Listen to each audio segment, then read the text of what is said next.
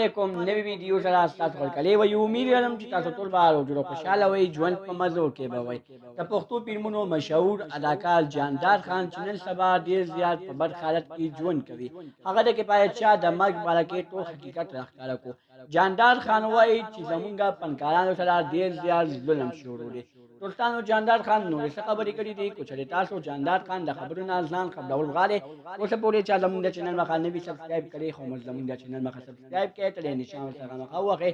زموږ خبرونه نوې معلوماتي ویډیو تاسو ته په اسانۍ سره میلاویږي پښتو ادبي مشهور او ادبي سندرغاړی کفایت شاه باچا پرون د جمعې جمعې نه بعد ډېر زیات بېدردۍ سره قتل شو چې بېګا د هغه جنازه هم ادا شوله د پښتو فلمونو مشهور اداکار جاندار خان د هغه په جنازه کې شرکت کړی و ډېر زیات یې وجړل او وی ویلي چې زموږ د فنکارانو نن سبا ډېر زیات بد حالت شروع دی